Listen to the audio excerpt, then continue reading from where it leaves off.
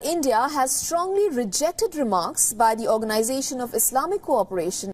तो वो दिखा रहे हैं भारत को आके, और वो भी मोदी के भारत को पलट कर जो जवाब दिया है वो जानने लायक है। The Indian Foreign Ministry hit back and termed the OIC statement ill-informed and ill-intended. और क्या करारा जवाब दिया भारत ने। कहते जी आप एक कदम आगे आएंगे, हम 10 कदम आगे जाएंगे। जाएं तो सही, चेस तो करें उनको भाई।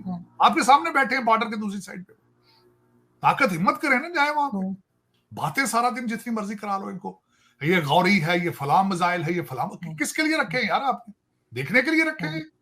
अगले घर में घुस के मार रहे हैं सुबह शाम आपको। क्या वजूहात है? मतलब जो कैलकुलेशन थी मोदी जी की गवर्नमेंट की, वो बिल्कुल परफेक्ट उन्होंने की हुई।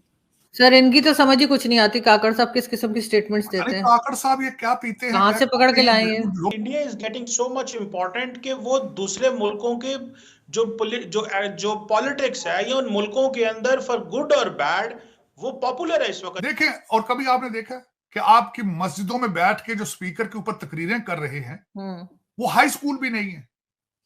बिल्कुल चला एप्पल का आईफोन इस्तेमाल कर रहे होंगे मौलवी साहब, लेकिन हर खुतबे में अमेरिका को गालियां, इजराइल को गालियां, भारत को गालियां, और इन्हें पता कि इन गालियों से उनकी सेहत पे कोई असर नहीं। और आज इनको कोई मौलवी साहब को मस्जिद में आके कहना आपको अमेरिका वाले एम्बेसी वाले बुला रहे हैं, तो उसी वक्त भाग जाए खुतबा दरमियान।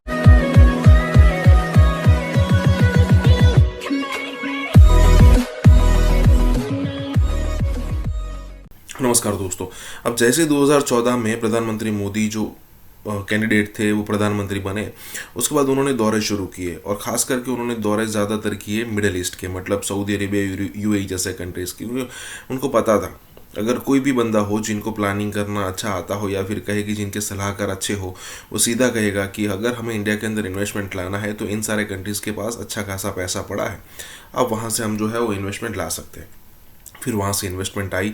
कई बार उनको क्रिटिसाइज़ किया गया कि भाई प्रधानमंत्री मोदी के बारे में कहा गया कि भाई वो इंडिया में कम रहते हैं, बाहर ही ज़्यादा घूमते हैं, लेकिन जो भी हो अच्छी खासी मात्रा में इन्वेस्टमेंट इंडिया में आया, और इंडिया का एक जो पावर थी वो बढ़ी। अब मान लीजिए कि सऊदी अरब और यूएई जैसे कंट्रीज़ जो कि ओआईसी के बाय डिफ़ॉल्ट लीडर भी है, अब उन्होंने इंडिया में इन्वेस्ट किया, तो क्या वो दूसरी बार या फिर कहे कि किसी भी पॉइंट ऑफ व्यू में इंडिया के खिलाफ कोई भी स्टेटमेंट दे पाएंगे? नहीं दे पाएंगे। तो कैसे दे पाएंगे?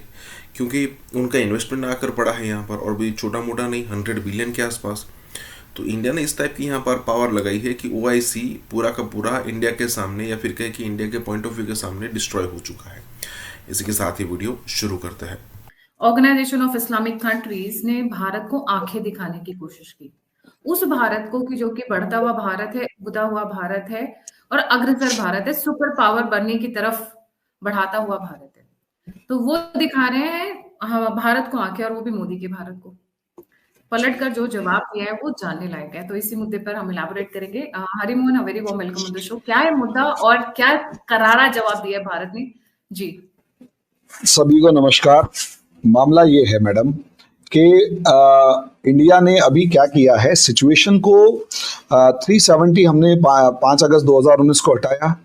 अब असलियत में ये मामला लेके जाया गया सुप्रीम कोर्ट में। सोचकर देखिए, हमारी कंट्री की डेमोक्रेसी, हमारे का यहाँ पर सेपरेशन ऑफ पावर के संसद ने जो डिसीजन ले लिया, उसके ऊपर कोई भी आम बंदा उसको चैलेंज करने के लिए सुप्रीम कोर्ट लेके जाता है, और सुप्रीम कोर्ट 5 बेंचेस, मतलब 5 जजेस की बेंच बनाकर उसे सुनता है। This is the beauty of our country ना।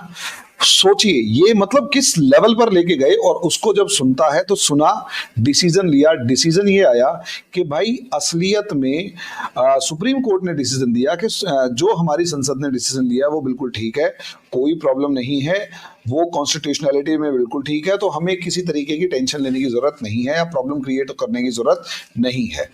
ये सुप्रीम कोर्ट का डिसीजन था, सीधा सीधा। अब सोच कर देखिए, मेरे कंट्री का पार्ट, मेरे देश में लेटर ऑफ एनेक्सेशन साइन हुआ है, मेरे देश के साथ मेरे देश की संसद ने डिसाइड किया है, हमारे देश की सुप्रीम कोर्ट ने डिसाइड किया है। ओआईसी कौन होता है?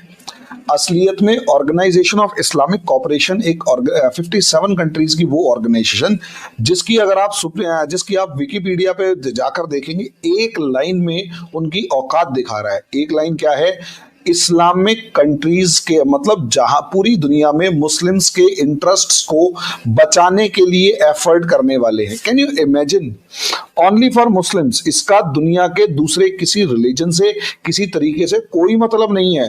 पाकिस्तान में, बांग्लादेश में, किसी भी दूसरे कंट्री में माइनॉरिटीज मर रहे हो, इन्हें कोई दिक्कत नहीं है, मरते रहो, बस मुसलमान को कुछ नहीं होना चाहिए। ये इस ऑर्गेनाइजेशन का बायस्ड माइंडसेट है। और ये ब्लैकमेल किस नाम पे करते हैं? क्योंकि 57 देश हैं, 57 देशों में ज्यादातर आप अगर उठाकर देखोगे तो ऑयल जो एक्सपोर्ट करने वाले हैं या ट्रेड रूट के ऊपर है। देखिए, दुनिया का सेकंड बिगेस्ट रिलीजन है। जो हालात हैं वो जरा उसके, आज मुझे सुबह बहुत दुख हुआ इस बात का कि जब हिरोशिमा के ऊपर जो बम मारा गया था, वो 13,000 टन उस वक्त बम मारे गए थे हिरोशिमा के ऊपर। आज तक की डेट तक के 12,000 टन जो है वो बारूद जो है मारा जा चुका है गाजा के ऊपर, और एवरेज चल रही है 1500 से 2,000 लोगों की डेली बेस पे मौत पे। और दुख वाली बात यह है कि कोई चीज, कोई रेजोल्यूशन, कोई किसी के माथे पे बल नहीं। बिजनेस इज एज यूजुअल चल रहा है, बिजनेस बिल्कुल एज यूजुअल। बिल्कुल। मुसलमान चाहे अपने मुल्कों में बैठे हैं तो उनके ऊपर उनके करप्ट जो उनके रूलर हैं वो उनको जलील कर रहे हैं, मार रहे हैं। जो बाहर बैठे हैं वो तो वैसे ही बेचारे सेकंड क्लास सिटीजन है, उनको कौन पूछता है। लेकिन सेकंड बिगेस्ट रिलीजन, कभी सोचा है कि क्यों दुनिया में जलीलो ख्वार हो रहा है? क्यों जलीलो ख्वार हो रहा है? मेरी नजर में सिर्फ एक ही वजह है उसकी, तालीम से दूरी है। आपने साइंस का बायकॉट कर रखा है। आप चाहते हैं आज भी हम 7वीं सदी के इस्लाम के ऊपर चले जाएं। आज भी आप चाहते हैं खुलफा राशिदीन के दौर में जाएं। आप चाहते हैं आज भी आप गधों के ऊपर फिरें।